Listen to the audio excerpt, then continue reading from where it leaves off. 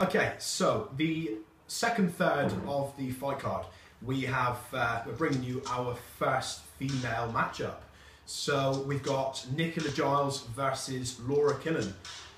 Nicola Giles, again, very professional, very good trainer. She's had one fight previously. Yeah, MMA bout, which came off on the unlucky loser side. But you can't knock her. She trains all the time, constantly getting updates from her coach while she's training. Yep. Laura Killen exactly the same. Yeah, very hard. Both of these girls, obviously our first female fight didn't work like that for us last time. Helen Beer, Steph Lake, a lot of things going on outside the ring. This is different. These girls are for real. They're professionals. Yeah, they are professionals. They stick at it. They want to box. No drama in their life. This is good. These are the real deal.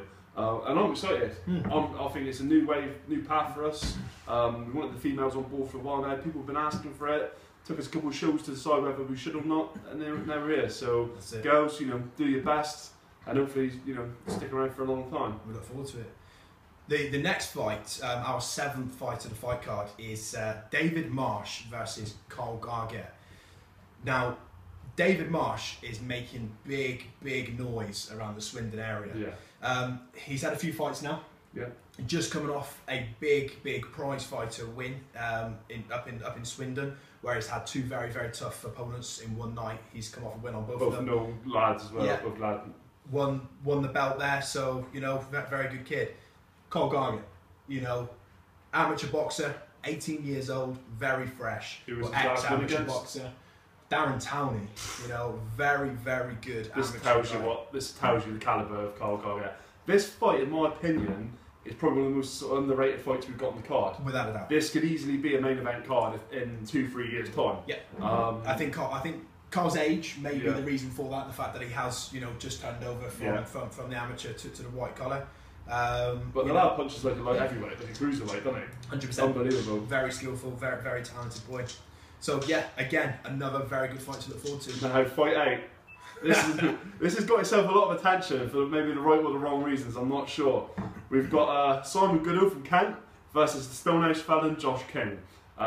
This is at 88 kilograms, which is remarkable. What did Josh come down from, 21 stone? Yeah, he was a large kid, wasn't he? Went, signed up fighting, went away to Thailand, even knocked out a Thai in his own backyard. Yeah. Don't mistake Josh. He loves to act the idiot. He loves to act the villain. He is the Stonehouse felon. But it's a serious judge in a book by its cover. Yeah. With Josh King, isn't it? He's tough and he can box. He can really put it together. He's definitely not scared of a fight. Simon, very similar to the way guy. Dorman, local lad, known up in the Kent way, debuting.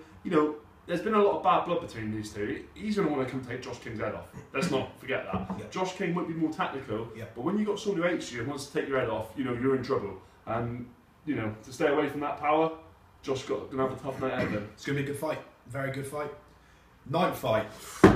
This is a very good fight. John Dean, also known as Sam Stone.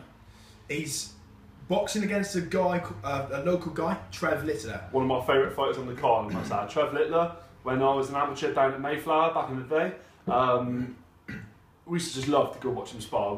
In that gym, it used to be Trev Littler, you probably remember as well, because you were younger than me. It was Trev Littler versus Jamie Thompson. All the lads my age, like Brad Kings will remember it, Chris Coombs, all them boys, we used to go down just to watch these guys spar. Trev Littler is a master at his game. Fantastic reputation as a good boxer. And good model professional, army soldier. Boxed in the army at a good level, very fit. I think he now does a little bit of coaching. John Dean, Sam Stone. John Dean fought Jamie Thompson on the first show, November 2013. He's admitted he underestimated Jamie Thompson. Yeah. Jamie Thompson's a very good fighter at, again, a very similar weight. What happened in March 1st, 2014? John Dean versus Damon Ware. Yeah.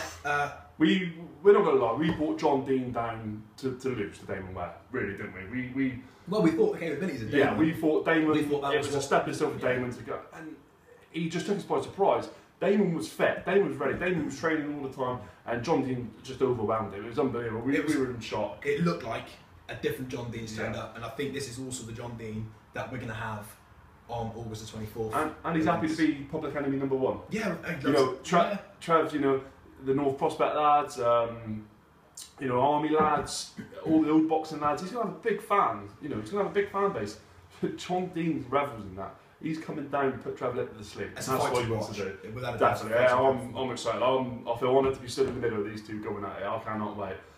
And then Fight 10. Fight 10. The end of the it'll be the last fight, the second third of the show. Dennis Richardson versus Jason Pepper. Jason Pepper, the landlord of the Cherry Tree, ex-Marine, just fitness fanatic. He's non-human, isn't he? The guy's half my weight and he scares me. Do you know what I mean? This is what I'm saying. He's an animal. Serious man. When he looks at you, you know he's looking at you. That's it. And you know we've heard he's an absolute machine in the gym. We've seen him training, but you know, he's he is a novice. Dennis Richardson. He's been on these big shows. He's even fought in the Troxy. He's fought all around London.